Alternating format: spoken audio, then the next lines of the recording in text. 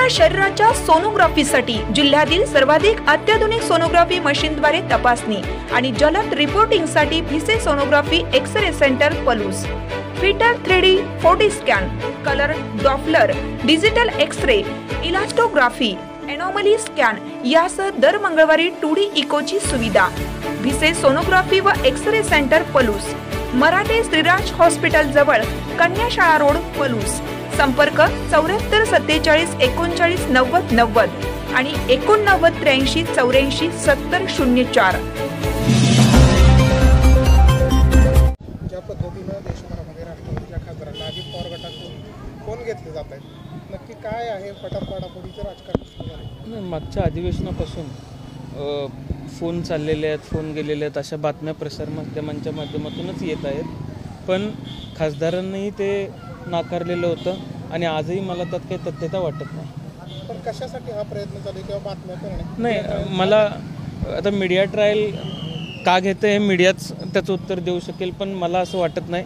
आम्हाला कोणी फोन आलं, कोणी केले होते किंवा फोन आला होता अशा पद्धतीची बातमी माझ्यापर्यंत कोणी दिलेली नाही आणि आमदारांनाही आलेले नाही आहेत आणि खासदारांनाही आले नसल्यामुळे कदाचित कोणी सांगितलं नसावं. त्यामुळे यात काय तथ्यता असेल असं मला वाटत नाही. विधानसभेनंतर कदाचित विधानसभेनंतरची जागा कमी झाल्या राज्यामधल्या, लोकसभेच्या स्ट्राईक रेट कमी झाल्यामुळं ह्या सगळ्या गोष्टी घडतायत असंही बोललं जातं. काय नक्की म्हणजे स्ट्राईक रेट आहे का नाही? बातमी काय दिली जाऊ शकते किंवा दिली गेली आहे हे प्रसारमाध्यमात चांगले सांगू शकतील. पण अशा पद्धतीने कुठल्या लोकप्रतिनिधींना फोन आलेला आहे किंवा अशा पद्धतीचा प्रयत्नही केला जातोय या संदर्भात माझ्या कानावर काही नाही, त्यामुळे मी त्याबद्दल बोलणं उचित नाही. पक्ष जी भूमिका आम्हाला घ्यायला लावेल ती भूमिका मी निश्चितपणाने घेईन.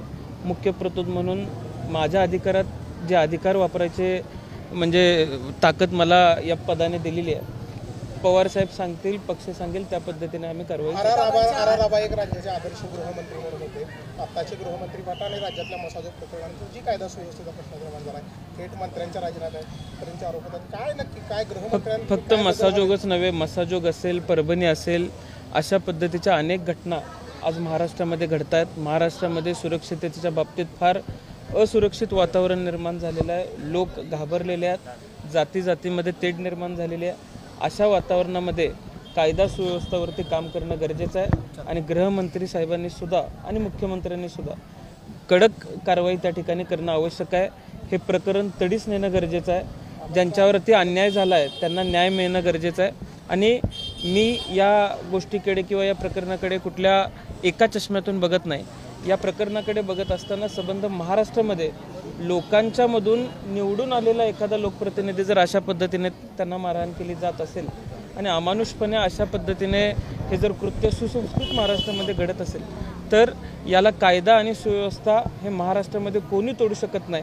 या बाण्यानं उत्तर देणं गरजेचं आहे. विकासाचा पाया आबांनी घातला. आज मुख्यमंत्री त्याचं पालकमंत्रीपद स्वीकारत आहेत. काय विशेष प्रतिक्रिया? आता त्याच्या बाबतीत त्यांनी पालकमंत्रीपद स्वीकारलेलं आहे अशी बातमी आलेली आहे का? त्यांनी तशी सकारात्मकता दाखवलेली आहे. जर तशी सकारात्मकता असेल तर चांगली गोष्ट आहे. आबांनी त्या भागामध्ये विकासाचा पाया रचला होता. त्या भागामध्ये विकास होणं गरजेचं आहे. आजही आम्ही त्या भागामध्ये जातो. त्या भागातली लोक आपुलकीनं चौकशी करण्यासाठी आम्हाला भेटायला येतात. विकासाच्या बाबतीत किंवा जो विकास करेल त्या व्यक्तीच्या बाबतीमध्ये जाणीव ठेवणारी माणसं त्या भागामध्ये आहेत हे आम्हाला गेल्या 10 वर्षामध्ये बघायला मिळालेलं आहे.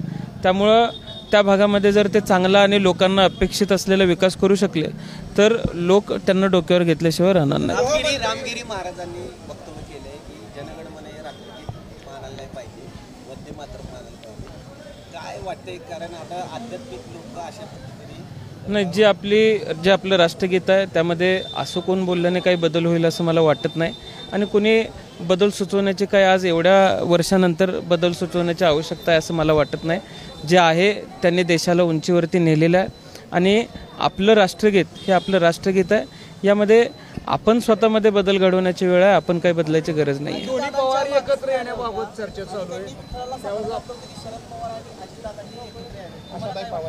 नाही, मला असं काही कानावरती नाही.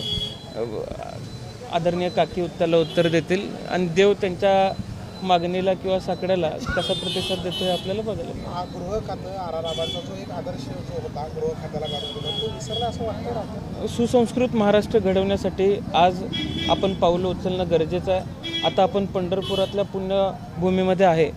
संतांच्या भूमीतला किंवा संतांच्या विचारातला जो महाराष्ट्र आहे, जे संस्कार गेली अनेक वर्ष या संतांनी आपल्या महाराष्ट्रावरती केलेले आहेत, त्या विचारांची विसर कुठेतरी महाराष्ट्राला पडतोय. आणि आबांनी नेहमी संतांच्या विचारांच्या माध्यमातून गृहमंत्रीपद चालवण्याचा प्रयत्न केला. ते त्यांनी कृतीतून सुद्धा दाखवून दिलं होतं. त्यामुळे होय, आबांच्या गृहमंत्रीपदाचा विसर आजच्या या संस्कृतीला पडतोय असं मला वाटतं. तुम्ही राष्ट्रवादीचे काही आमदार ईव्हीएमवर शंका व्यक्त करताय, त्याची मागणी आहे, तुमचं काय म्हणणं? आणि एकूण सांगितलं की नाही तसं होऊ शकतं. निवडणूक आयोगाच्या मुख्य निवडणूक आयोगाने आज सांगितलं की आम्ही काही शंका व्यक्त केलेल्या आहेत. त्या शंकांच्या बाबतीमध्ये निवडणूक आयोग निरसन करेल. ते निरसन योग्य वाटलं तर ठीक, अन्यथा पवारसाहेब जो मार्ग आम्हाला सांगतील त्या मार्गाने आम्ही जाऊ. पण एकूण सगळं बघितल्यानंतर मी फक्त ईव्हीएम आहे असं म्हणणार नाही. अनेक भागांमध्ये बोगस मतदार वाढवले गेले, अनेक भागांमध्ये मतदार उडवले गेले, अशी सुद्धा प्रकरणं घडलेली आहेत. लोकांच्या मधून आता ऐकायला मिळतोय वेगवेगळ्या पद्धतीच्या आमिषांचा कशा पद्धतीने वापर केला गेला, सत्तेचा दुरुपयोग कसा केला गेला, हे सगळं आता लोकांच्या मधून ऐकायला मिळतंय.